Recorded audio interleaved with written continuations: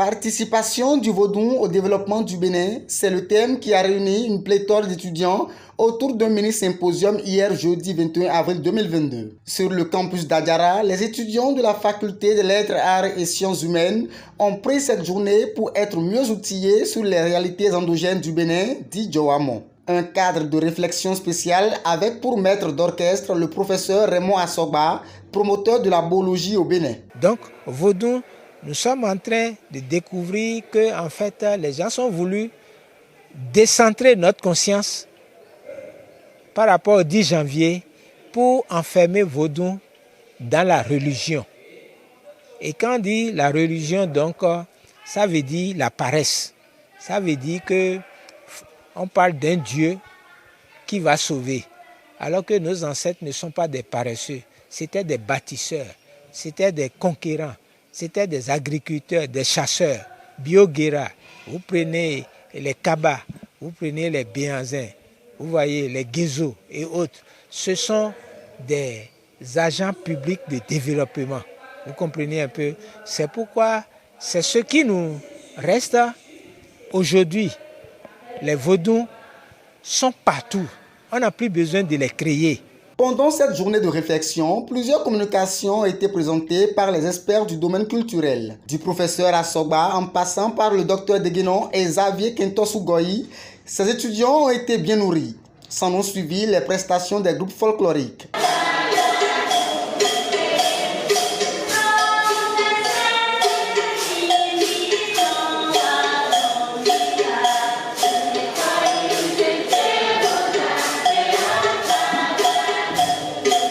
Plusieurs personnalités sont également de la partie, dont les Runongans, des docteurs, des pasteurs, sans oublier le chef de département de la sociologie à la FLASH d'Adjara, le docteur Marouche Toti. Ce dernier voit d'un bon œil l'organisation de ces genres de formation à l'endroit des étudiants de son département, dont l'initiateur est le professeur Raymond Asogba. L'organisation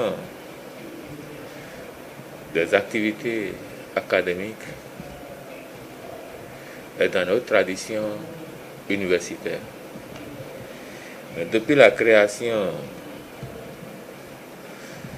de l'université, de la faculté à Porto-Novo depuis 2001, de tels événements n'ont jamais été initiés. Ce qui fait une première d'ailleurs, qui puisse donner le cap de plusieurs événements scientifiques à venir. Pour le professeur Raymond Asogba, la mentalité des Béninois doit atteindre un niveau de compréhension pour cerner que le Vodou, loin d'être une religion, doit être compris comme une pensée. Se baser donc sur cette endogénéité pour atteindre le vrai développement tant voulu. Un concept qui conduit au CED développement. On n'a plus besoin de dire développement seulement. Il faut parler de CED développement et de SEGO développement. Lorsqu'on parle du développement, les Blancs disent objectif du développement durable. Les Blancs élaborent des objectifs par rapport à leurs industries, par rapport à leurs capitaux. Vous voyez un peu. Et tous ces éléments, tous ces facteurs de dynamisme économique sont détenus uniquement par les Occidentaux. Ce qui fait que lorsqu'ils les mettent à notre disposition, ils disent que nous sommes endettés. Nous nous surendettons. Nous maintenant, il suffit de partir du C pour dire que le développement va se faire à partir des Djawamo.